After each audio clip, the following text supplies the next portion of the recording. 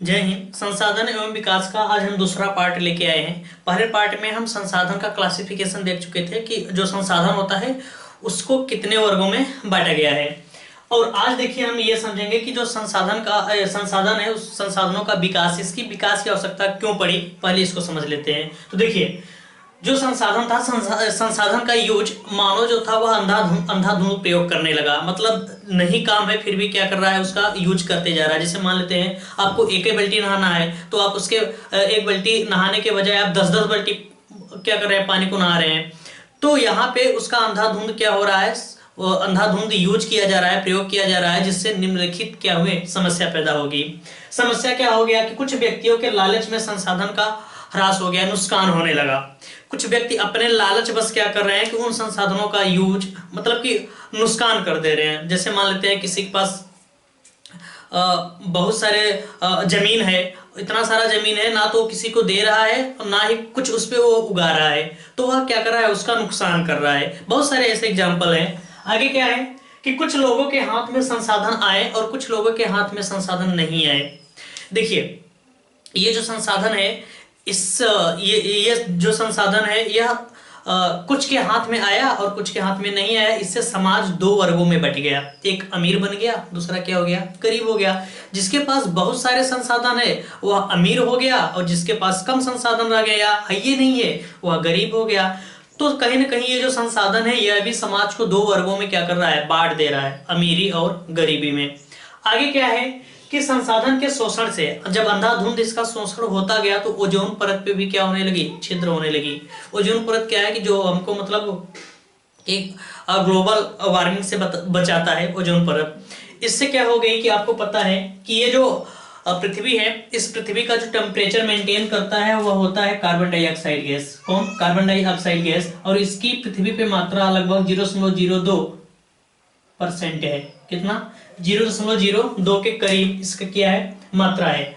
अब यही क्या करता है, इस पृथ्वी पे गर्मी को मेंटेन करता है। जिसे कहीं से जैसे सूर्य से हीट आ रही है, प्रकाश आ रही है, तो ये क्या करता है, कार्बन डाइऑक्साइड तो उसको एब्जॉर्ब कर लेता है और बाहर जाने ही नहीं देता। लेकिन धीरे धीरे कार्बन डाइऑक्साइड की मात्रा क्या होती गई, बढ़ती गई। फैक्ट्रियां वगैरह लगती गई तो उससे क्या होता गया, कार्बन डाइऑक्साइड गैस की मात्रा बढ़ती गई और धीरे धीरे क्या हो रहा है, टेम्परेचर भी क्या होता जा रहा है, बढ़ता जा रहा है। इससे ग्लोबल वार्मिंग की समस्या क्या होती जा रही है, पैदा होती जा रही है। क्या? ग्लोबल वार्मिंग की। अब देखिए, जब टेम्परेचर वगैरह बढ़ने लगा तो जो ग्लेशियर है वो सब पिघलना शुरू कर दिए हैं। तो अब जैसे जैसे ये बढ़ता जाएगा टेम्परेचर, ग्लेशियर पूरा पिघलना शुरू हो जाएगा। और आपको पता होगा कि जो पृथ्वी है, पृथ्वी पे लगभग 30% भाग क्या है, जमीन है, और 10% 70% यानी 70% भाग क्या है, जल है। तो ऑलरेडी जल की मात्रा बहुत ज्यादा है। अब ग्लेशियर वगैरह जो बर्फ है वो जब भी पिघलना शुरू करेंगे तो समुद्र का तल क्या होगा, बढ़ जाएगा। और समुद्र के तल बढ़ जाने से क्या होगा, बहुत बहुत सारा विनाश होगा। तो ये आपको पता ही है। तो इसके लिए क्या हो गया, इसका जो संसाधन है, इस संसाधनों में विकास की जरूरत होने लगी, इसका अनुरक्षण किया जाने लगा। तो देखिए, इसी में आता है आपका सतत पोषणी विकास। सतत पोषणी विकास क्या है, तो इसको सिंपल से समझ लीजिए। इस विकास का आशय केवल यह है कि वर्तमान में जो भी चीजें चल रही हैं, जो संसाधन यूज कर रहे हैं, हम इतना भी यूज ना कर लें, इतना अंधाधुंध इसका प्रयोग न कर लें कि आने वाली जो पीढ़ियां हैं वो उस संसाधन के लिए तरस जाए। बस इसका सिंपल वे यही है।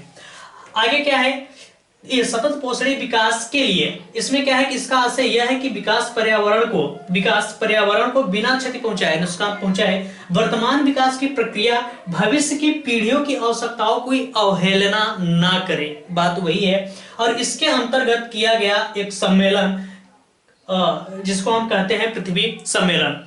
पृथ्वी सम्मेलन क्या है, यह प्रथम अंतरराष्ट्रीय पृथ्वी सम्मेलन है। यानी पृथ्वी के बारे में इसमें सम्मेलन किया गया था। कहां पे हुआ था, ये ब्राजील शहर के, ब्राजील आपका एक देश है, ब्राजील शहर के रियो डी जनेरो में हुआ था।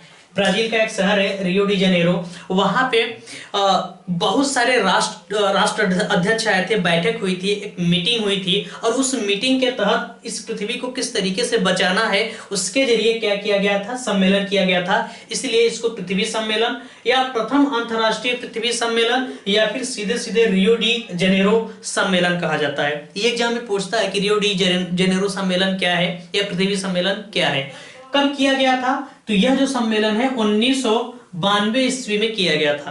कब? 1992 ईस्वी में। कहां पे? ब्राजील के रियो डी जेनेरो में। देखिए इसमें क्या हुए थे कि 100 से अधिक राष्ट्राध्यक्ष इसमें इस सम्मेलन में क्या लिए थे, भाग लिए थे। यानी कई सारे देश के अध्यक्ष यहाँ पे आके क्या किए थे, भाग लिए थे।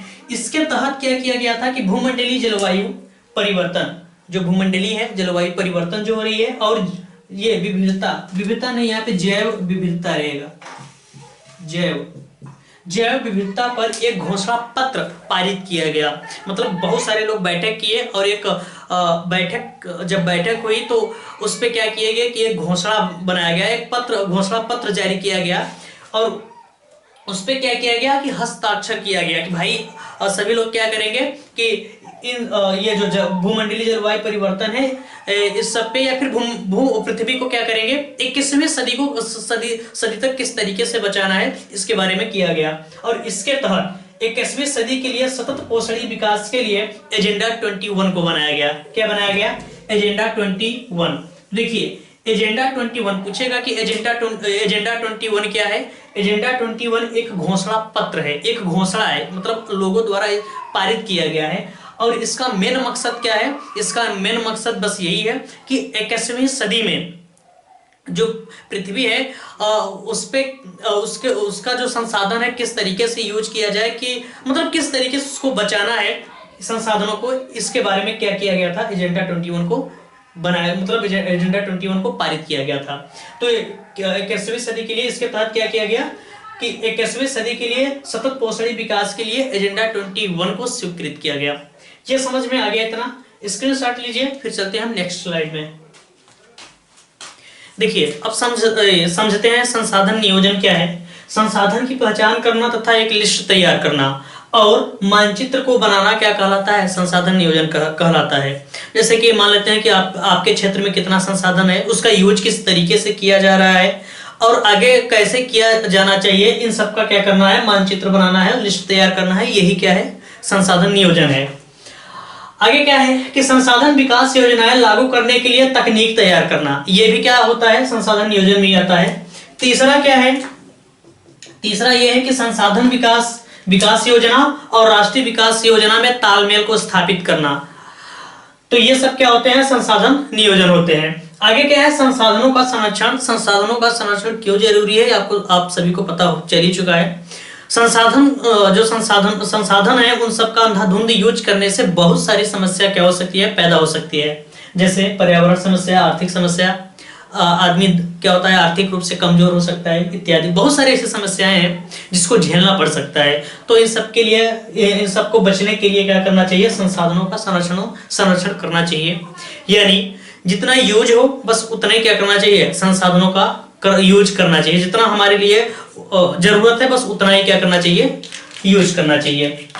देखिए एक टॉपिक छूट गया था, उसको हम थोड़ा सा बता देते हैं। देखिए संसाधनों के वर्गीकरण का अगर डायग्राम देखें, हम एक बार फिर से बता दे रहे हैं, वर्गीकरण कर रहे हैं किसका? संसाधन का। तो देखिए जो संसाधन होता है, संसाधन अगर इसका डायग्राम से देखें दो तरीके का होता है संसाधन। एक आपका होता है क्या? एक को कहते हैं हम प्राकृतिक संसाधन और एक को कहते हैं हम मानवीय संसाधन। मानवीय संसाधन मतलब आर्टिफिशियल या कृत्रिम संसाधन कह सकते हैं इसको। जो आपका ये होता है प्राकृतिक संसाधन होता है, यह दो टाइप का होता है। एक होता है नवीनीकरण संसाधन, एक होता है गैर नवीनीकरण या फिर अनवीनीकरण संसाधन होता है। अब देखिए प्राकृतिक संसाधन हो गया, मानवीय संसाधन हो गया। प्राकृतिक संसाधन के भी दो भाग हैं, एक नवीनीकरण, एक अनवीनीकरण। नवीनीकरण मतलब जिसको पुनः क्या किया जाए, बार बार उसे प्राप्त किया जाता रहे। अनवीनीकरण का मतलब वो खत्म योग्य हो। नवीनीकरण का मतलब ये है कि यह असमाप्त हो, मतलब खत्म होने वाली चीज, और ये क्या है, खत्म होने वाली चीज। इसमें आपके एग्जाम्पल आते हैं, इसका भी दो होता है, एक होता है आपका सतत और एक होता है आपका जैव। सतत को ही हम कहते हैं अजैव, यानी नवीनीकरण में अजैव क्या होता है, संसाधन आता है, क्या आता है, जैव संसाधन आता है। जो अजैव संसाधन होता है इसमें आपका आता है क्या, पवन होता है, जल होता है। और जो जैव संसाधन होता है इसमें क्या आता है, आपका जो होता है प्राकृतिक वनस्पति आती है, प्राकृतिक वनस्पति होती है। और जैव संसाधन के भी दो है, एक होता है आपका क्या, प्राकृतिक वनस्पति, और एक होता है वन्य जीव। वन्य जीव का मतलब जंगली जीव। तो देखिए जितने भी पेड़ पौधे और ये वन्य जीव आते हैं वह जैव संसाधन में आता है। जैव संसाधन और अजैव संसाधन नवीनीकरण का क्या है, भाग है। और नवीनीकरण एक प्राकृतिक संसाधन है और प्राकृतिक संसाधन एक संसाधन है। तो इसको भी क्या करते हैं, वर्गीकरण करते हैं। अगर हम इसको देखें अनवीनीकरण को, इसको भी दो वर्गों में बांटा गया है। एक है आपका क्या, पुनः चक्रीय या चक्रीय संसाधन, और एक होता है अचक्रीय। देखिए खास बात यह है कि जो चक्रीय अचक्रीय अनवीनीकरण ये दोनों समाप्त होने वाले हैं, लेकिन एक को रिसाइकिल किया जा सकता है और एक को रिसाइकिल नहीं किया जा सकता। जैसे धातु हो गई, क्या हो गई, धातु हो गई। मान लेते हैं लोहे का ग्लास है आपके पास, वह धीरे धीरे क्या होता गया, क्षय होता गया, खराब हो गया, टूट फूट गया। उसको पुनः क्या कर सकते हैं, बेच देंगे तो कबाड़ी वाला लेके जाएगा, उसको बेच देगा तो उसका क्या होगा, पुनः से उसको हम गला उला के दूसरा शेप दे सकते हैं। लेकिन ये धीरे धीरे चीजें खत्म होती जाती हैं। और एक होता है अचक्रीय। अचक्रीय का जैसे हो गया आपका जीवाश्म ईंधन, जीवाश्म ईंधन, या इसको हम कह सकते हैं पेट्रोलियम। जो आपका पेट्रोल है या जितने भी ऑयल वगैरह हैं उनको अगर जला देंगे, जिससे पेट्रोलियम का जो होता है इसको अगर हम जला देंगे तो पुनः चीजें रिसाइकिल नहीं हो पाएगी, जिसको हम कहते हैं अचक्रीय। ये समझ में आ गया। अब देखिए धातु है, पेट्रोलियम हो गया। अब देखिए जो मानवीय संसाधन होता है यह भी दो टाइप का होता है। एक होता है संरचनात्मक संसाधन और एक होता है गुणवत्ता, मात्रा एवं गुणवत्ता संसाधन। मात्रा एवं गुणवत्ता संसाधन। देखिए संरचनात्मक संसाधन क्या है कि जैसे आप कार वगैरह बना रहे हैं तो उसका एक संरचना दे रहे हैं, ये एक संसाधन है। कार बना रहे हैं, कार हमारे लिए क्या है, संसाधन है, हमारी आवश्यकताओं को, जरूरतों को पूरा करता है। तो उसकी सेध दे रहे हैं, संरचना दे रहे हैं, तो यह संरचनात्मक में जाता है। इसको हम मानवीय संसाधन के अंतर्गत लेते हैं।